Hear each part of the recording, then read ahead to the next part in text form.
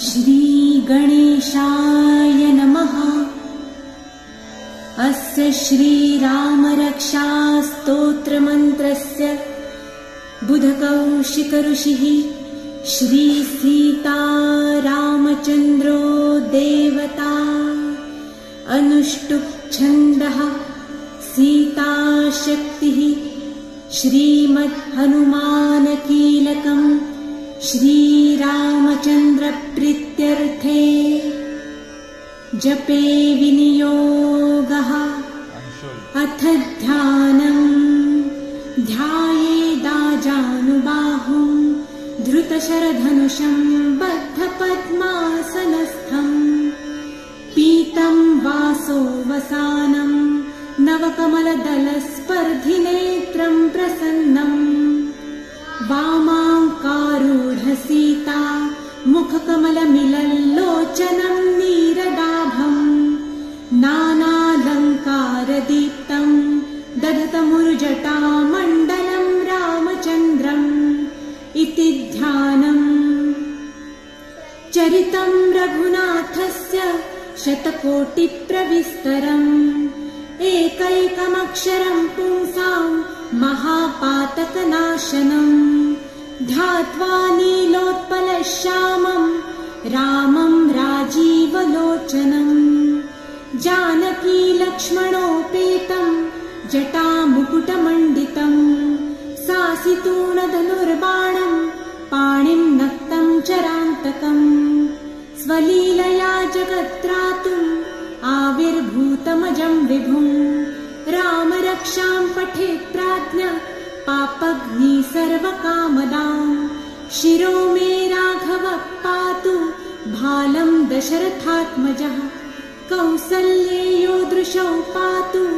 विश्वामित्रप्रियश्रुती घ्राणं पातु मखत्राता मुखं सौमित्रिवत्सलः जिह्वा विद्यानिधिः पातु कण्ठं भरतवन्दितः स्कन्धौ दिव्यायुधः पातु भुजौ भग्नेशकार्मुकः करौ सीतापतिः पातु हृदयं जामदग्नजित् मध्यं पातु खरध्वंसी नाभिं जाम्बवदाश्रयः सुग्रीवेशः कटी पातु स्कत्थिनी हनुमत्प्रभु उरुरघूतमः पातु रक्षकुलविनाशकृत् जानुनी सेतुकृत् पातु जङ्घे दशमुखान्तकः पादौ विभीषणश्रीद पातु रामोऽखिलं वपु एतां रामबलोपेतां रक्षाय सुकृती पठेत्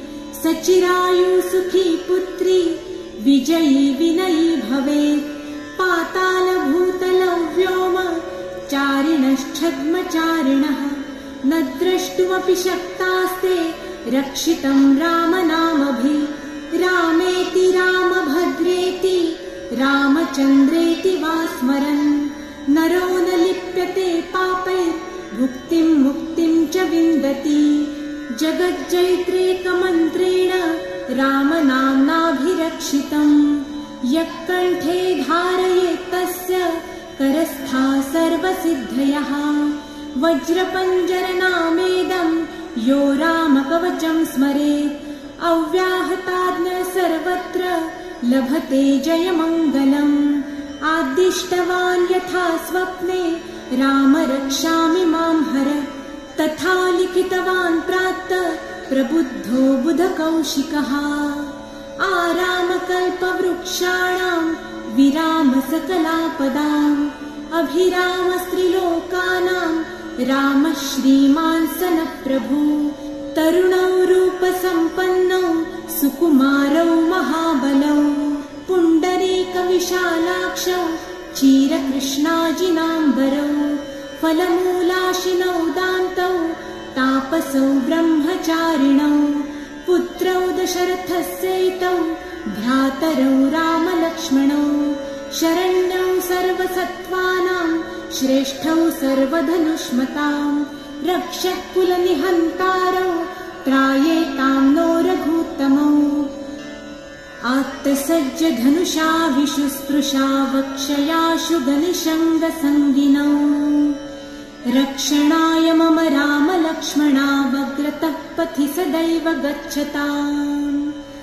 सन्नस्तः कवची खड्गी चापबाणधरो युवा गच्छन् मनोरथोऽस्माकं रामः पातु स लक्ष्मणः रामो दाशरथिः शूरो लक्ष्मणानुचरो बली। काकुत्स्थः पुरुषः पूर्ण कौसल्येयो रघुत्तमः। वेदान्तवेद्यो यज्ञेश पुराणपुरुषोत्तमः। जानकी वल्लभः श्रीमान् प्रमेय पराक्रमः। इत्येतानि जपे नित्यं मद्भक्तः श्रद्धयान्वितः। अश्वमेधाधिकं पुण्यं सम्प्राप्नोति न संशयः। रामं दूर्वादलश्यामं पद्माक्षं पीतवाससं स्तुवन्ति नामभिर्दिव्यैर्न ते संसारिणो नरः। रामं लक्ष्मणपूर्वजं रघुवरं सीतापतिं सुन्दरं काकुत्स्थं करुणार्णवं गुणनिधिं विप्रप्रियं धार्मिकं राजेन्द्रं सत्यसन्धं दशरथतनयं श्यामलं शान्तमूर्तिं वन्दे लोकाभिरामं रघुकुलतिलकं राघवं रावणारिं। रामाय रामभद्राय रामचन्द्राय वेधसे रघुनाथाय नाथाय सीतायाः पतये नमः। श्रीराम राम रघुनन्दन राम राम श्रीराम राम भरताग्रज राम राम श्रीराम राम रणकर्कश राम राम श्रीराम राम शरणं भव राम राम।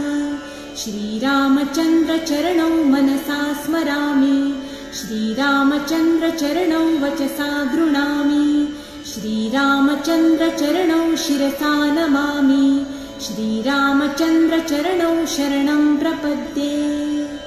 माता रामो मत्पिता रामचन्द्रः स्वामी रामो मत्सखा रामचन्द्रः सर्वस्वं मे रामचन्द्रो दयालुं नान्यं जाने नैव जाने न जाने। दक्षिणे लक्ष्मणो यस्य वामे तु जनकात्मजा पुरतो मारुतिर्यस्य तं वन्दे रघुनन्दनं। लोकाभिरामं रणरङ्गधीरं राजीवनेत्रं रघुवंशनाथं कारुण्यरूपं करुणाकरन्तं श्रीरामचन्द्रं शरणं प्रपद्ये। मनोजवं मारुततुल्यवेगं जितेन्द्रियं बुद्धिमतां वरिष्ठं वातात्मजं वानरयूथमुख्यं श्रीरामदूतं शरणं प्रपद्ये। कूजन्तं राम रामेति मधुरं मधुराक्षरम् आरुह्य कविताशाखां वन्दे वाल्मीकिकोकिलम्। आपदामपहर्तारं दातारं सर्वसम्पदां लोकाभिरामं श्रीरामं भूयो भूयो नमाम्यहम्। भर्जनं भवबीजानाम् अर्जनं सुखसम्पदां तर्जनं यमदूतानां राम रामेति गर्जनम्। रामो राजमणिः सदा विजयते रामं रमेशं भजे। रामेणाभिहता निशाचरचमू रामाय तस्मै नमः। रामान्नास्ति परायणं परतरं रामस्य दासोऽस्म्यहम्। रामे चित्तलयः सदा भवतु मे भो राम माम् उद्धर। राम रामेति रामेति रमे रामे मनोरमे सहस्रनाम तन्तुल्यं राम नाम वरानने।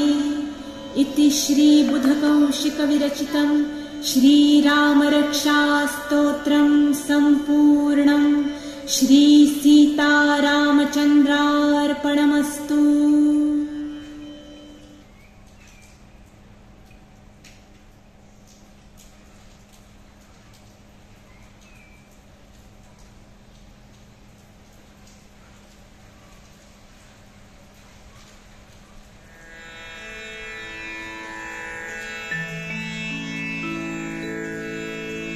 श्री गुरुचरण सरोज रज निज मन मुकुर सुधार।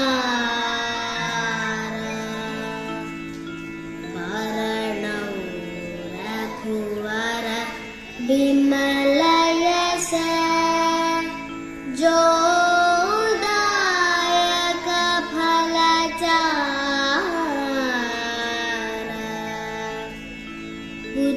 बुद्धिहीन तनु जानिके सुमिरौ पवन कुमार बल बुद्धि विद्या देहु मोहि हरहु कलेश विकार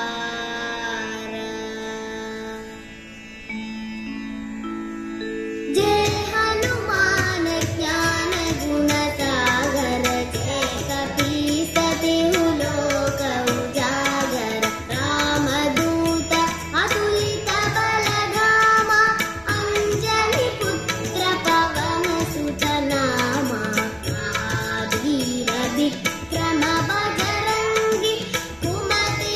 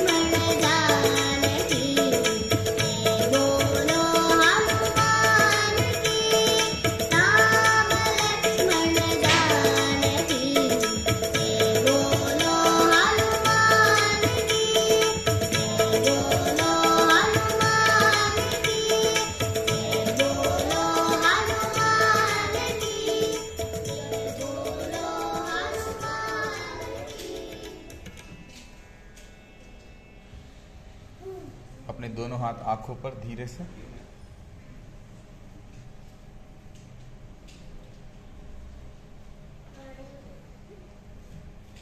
अपने हाथों में ही अपने आंखों को धीरे से खोलना है और अपने हाथों को नीचे करना है। जय श्री राम।